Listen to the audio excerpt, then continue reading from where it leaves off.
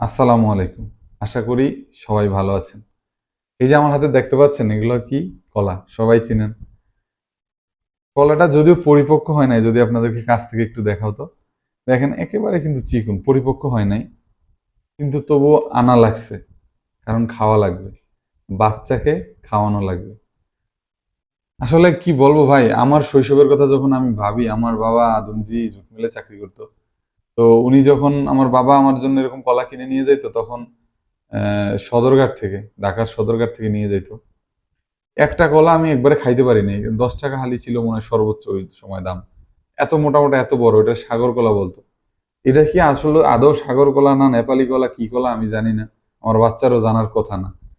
তো এই যে কলা দেখতে পাচ্ছেন না, এই যে কলা, এটা আমি শিওর, ড্যাম শিওর যে এগুলো পরিপক্ক হয় না। এগুলো আরো মিনিমাম 1 মাস হয়তো বা গাছে থাকা লাগতো, তাইলে হয়তো বা পরিপক্ক হইতো। যদিও এগুলারে এখন এই যে ওষুধ টষুধ কিছু মাইকা হয়তো পাকবে। এই যে আজকে কাঁচা দেখতেছেন, কালকে সকালে যদি আপনাদেরকে দেখাই দেখবো যেগুলো পাইকে গেছে সব। কারণ এটা হচ্ছে ওই যে ওষুধের প্রভাব বা মেডিসিন কেমিক্যালের।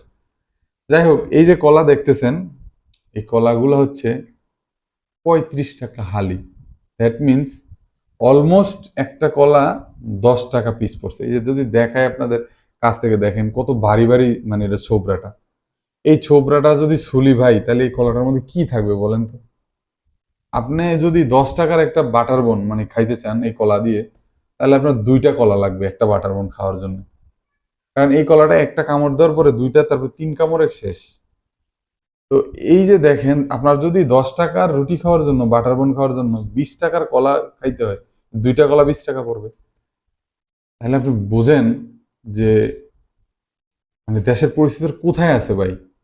আমি আপনাদেরকে আমার ভিডিওগুলো ফলো করলে আপনারা দেখবেন আমি বিভিন্ন ধরনের ফলের আসলে দাম বা চড়াও দাম বা এইগুলার কথাটা বলে থাকি।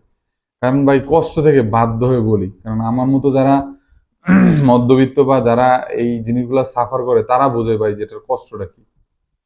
ঠিক আছে, তো আমি আসলে কি বলবো, আপনারা হয়তো আমার মতো এরকম কলা কিনেন, কেউ হয়তো বা দেখান আমার মতো, কেউ দেখান না। যাই হোক, দেখেন এই যে কলারও কি দুর্ভিক্ষ হয়ে গেছে দেশে ভাই। কলা তো সবচেয়ে সহজলভ্য একটা ফল, তাই না? এটার মধ্যে এই চাষ করার জন্য সেরকম কোনো ঔষধ কোনো কিছু দেওয়ার প্রয়োজন হয় না। একটা গাছের মধ্যে একটা সব ছোড়া হয়, হয়তো বা একটু এই পোকার জন্য বা এর জন্য একটু স্প্রে ওষুধ দিয়ে দেয়, দ্যাটস ইট। তারপর কলাটা একটা সময় পরিপক্ক হয়, এটা বিক্রি করার কথা। কিন্তু দেখেন সেই কলাটারও পরিপক্ক হইতে দেয় না অসাধু ব্যবসায়ীরা।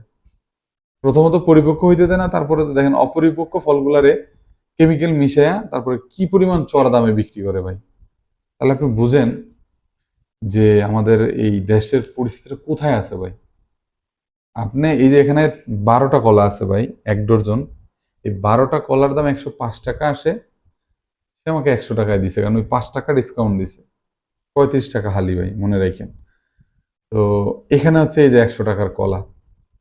তো দেখেন ভাই, একজন মানুষ যার 500 টাকা দিনে ইনকাম, তার পক্ষে কি এরকম একদিনে, তার যদি ফ্যামিলিতে 4-5 জন মেম্বার থাকে, তাহলে 2টা কলা তো একজনে খাবেই, তাই না? তাহলে 100 টাকার কলা তার পক্ষে কি মানে বেয়ার করা পসিবল বলেন? আসলে কি বলবো ভাই, আপনারাই কমেন্টে জানাবেন যে দেশের পরিস্থিতি আসলে কোথায় যাচ্ছে। ঠিক আছে, এই কলা আদৌ কতটুকু পরিপক্ক বা এটা খাইলে কি বলবো, আসলে কিছু বলার নাই। ঠিক আছে, তো ভালো থাকবেন সবাই। আহ, পাশে থাকবেন অবশ্যই।